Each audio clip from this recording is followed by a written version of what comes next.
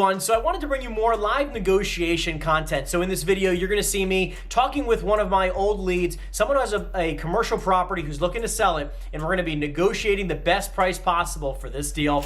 Check it out. Here we go. Okay, so again, just to clarify, you said the commercial property is $4,500 a month. The cottage is $1,300 a month starting in December. Yeah, starting in December, it'll go to that. Okay. The house is sort of a relative of mine, so it doesn't, I mean, it's not really fair to use it, but I'm only getting $1,500 out of it. It's easily worth, a house in Briella's got to be easily worth $2,500 a month. Sure. And then the commercial property that's paying $4,500 a month, just to clarify, they are month to month. Are they on a 5-year lease? How's that set up? They're on a 5-year that just got signed. Okay. So it's a brand new 5-year. And that's triple net lease? No, that's a gross lease. Gross lease. Got it. They pay all maintenance and, snow plowing, all that kind of stuff, and utilities. But I pay taxes and insurance. So they pay utilities and CAM, but not taxes and insurance. No tax and insurance. So the same is for same in the residential too. I understand that. And then just to want to make sure I'm hearing you correctly on this, the entire property on one lot, right? Like it's a blended tax That's match. right. Okay. Have you ever tried to subdivide them, or was that always not the plan? No, it's a possibility because they do have two separate streets. The commercial is on the corner of Ashley and Higgins. Yep. The residentials are both on Ashley. I understand. They have 717 and 717R are the addresses. On 717A, you said? No, 717 and 717R. Oh, that's what it was. Okay, got it. And listen, I mean, I was running numbers last night based on the numbers they had given me in the past. I mean, like we were going to probably be somewhere around like the 850 range. Yeah, I'm not interested in that. Okay, so like where do you feel like we need to be? At 1.2.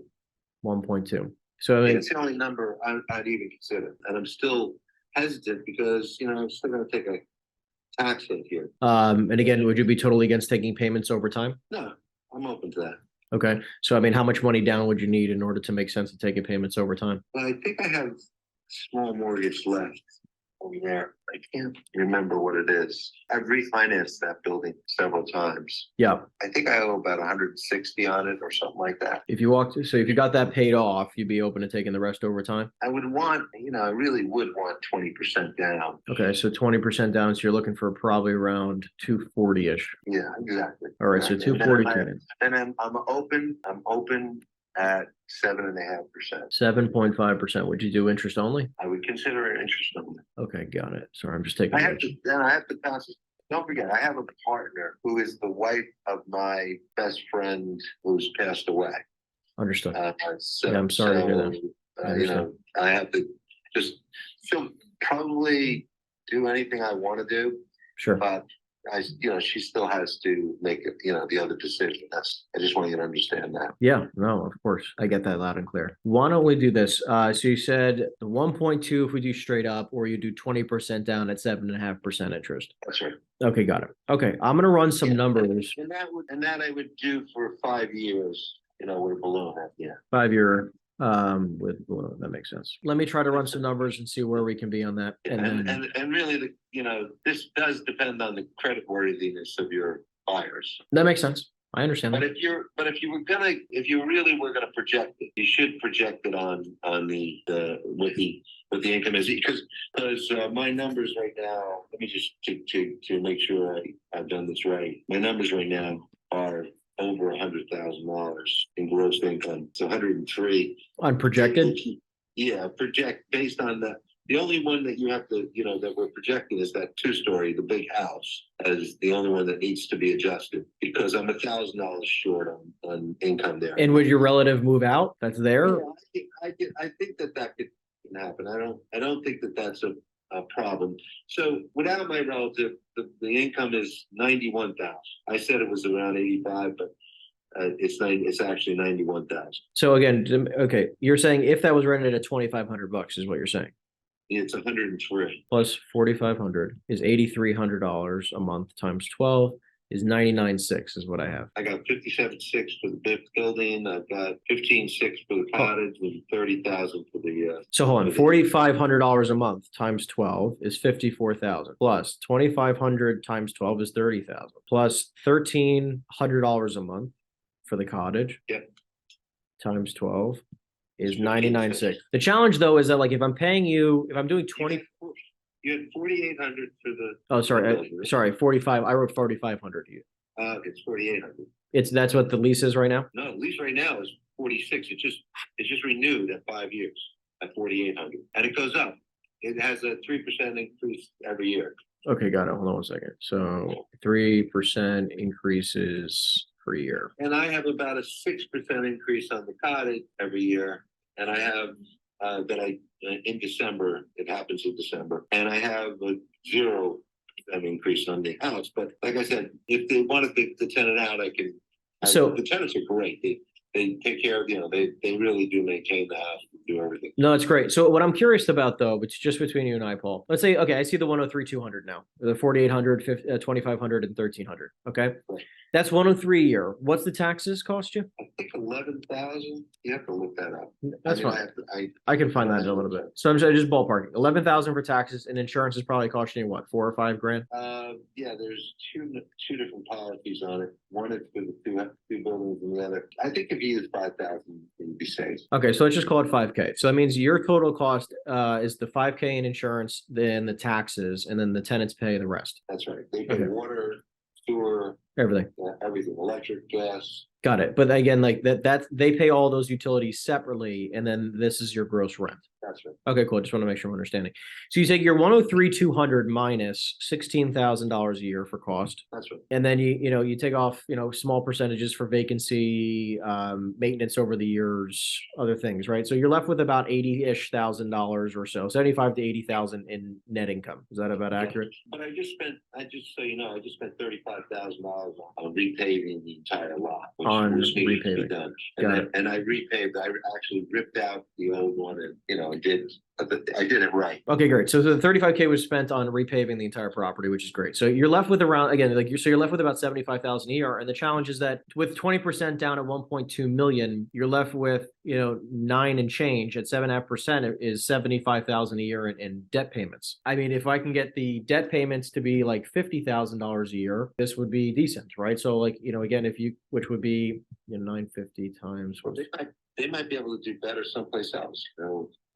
But I'm saying the problem is that the bank there's no way they can do better than that because the debt is incredibly expensive right now. Interest rates are 8.25% everywhere at banks, right? So doing seller financing, it would put me I would have to be somewhere. Hold on a second, I'm just doing some math. Yeah, it'd have to be like 5% interest only. And we could do that for 4 years, right? Instead of 5 years, so you get the money back faster. What? I'm sorry, what percent? 5%. Yeah, I'm not doing that. I mean, that I'm not doing. Would you? I have to pay taxes on this either way. No, I get it. I definitely understand that. And listen, I want this to be lucrative for you too, obviously, in order to get this done. So I'm saying okay, do you think we can maybe get to 6%? Because it's just be impossible. There's just no money to be made at all with seller financing with cash. I mean, there's zero cash flow. It would actually run negative every year if we did it that way. I mean, you're taking $28,000 off for cost. When I don't think that I've never had vacancies there. No, but I'm saying I'm saying a 5% vacancy rate. I'm saying a 5% management fee, and I'm saying a 5% a year in maintenance, right? So I'm not trying to take crazy percentages off by any means, right? I'm taking 5% each, which anyone would have to run for themselves, and the bank would run out. Banks would not only take those numbers, but they would also add reserves and administrative costs and other things. Yes. So the banks could do more. I'm saying that for this, again, being conservative, you're looking at around $75,000 a year in net. And it's again, at 5% interest only, it would be around $50,000 a year in payments. So, I mean, would you be at least open to maybe $55,000 a year in payments? So at least there's some type of cash flow, because at least I can maybe make sense of that. I'd have to run some scenarios. I might be able to. Let's make sure you really want to buy and I really want to sell before we go through that exercise. Yeah. But I will, if you think you have a buyer that's interested in that kind of thing, introduce the idea, come back to me with a real hard number, and I will talk to you about it. Okay. Yeah. I mean, I definitely can do that. I really want to talk. I really want to talk to my accountant too, just to see, because I think by keeping the down payment under 35%, which is another way he can reduce his monthly cost. Yep. But if I could keep his down payment under 35%, I think I can take some of that income over a longer period of time and still have it as a long-term capital gain. I understand. I just got to do that, figure it out. Yeah, I mean, listen, so look, I'll definitely put this in front of, why don't we do this? I'll get to work on speaking with my client, running some numbers with him on his side. Again, like you said, speak to your accountant, speak to your partner, speak to her and try to get an understanding of exactly what you both can come to an agreement on. And we'll see if we can come to some type of agreement between us. And, listen, I'm not going to push the seller financing side hard if he is open to just buying it straight up, right? Yeah. And I'll try to be as close as we can to the 1-2 number if that is the case. Okay, good. All right. All right. Awesome, Paul. Thank you so much. And we'll see what we can do. Talk to you again. Talk soon. Bye. Yeah. So, I mean, look, super interesting deal. Great call. And we're going to try to see where we can be on the, again, look, we're close. I mean, I offered 850. That would have been a great price because my goal is to it's a commercial property and a house and a cottage behind it. So my goal would be to subdivide off the house and the cottage right behind it, sell the house and the cottage for like 800, which could be like 2-family, right? And the house would be vacant. So I could clean up the house, renovate it, spend $40,000 renovating the house, clean it up, renovate it, sell that for like 800-900, and I would buy the property for like 8. My goal would be buying it for 859. He wants 1.2, but my goal here is going to be like if I can sell the house and the cottage behind for like 900 total, right? A 2-family like that. Then I own the commercial property for 300 grand, and I could probably sell it for 500,000 or 600,000. I could probably get someone to probably buy it for like a 7% rate. I probably even get the tenant to probably buy it with an SBA loan. Get the tenant to buy it for 500 grand. So if I can get the cottage and the house sold, for 900, and I can sell the building to the tenant for 600,000. I mean that could be pretty decent. I mean that's really the goal here, and especially if I can try to do this where I can get seller financing on the property, subdivide off that the house, get that sold, then take the commercial property and try to sell that to the tenant, if not someone else, and sell both of those and then pay off. So basically I could do all of this with very little money out of pocket is my point, which I think is possible. I just need to, we'll do some more running of numbers and we'll see what we can do.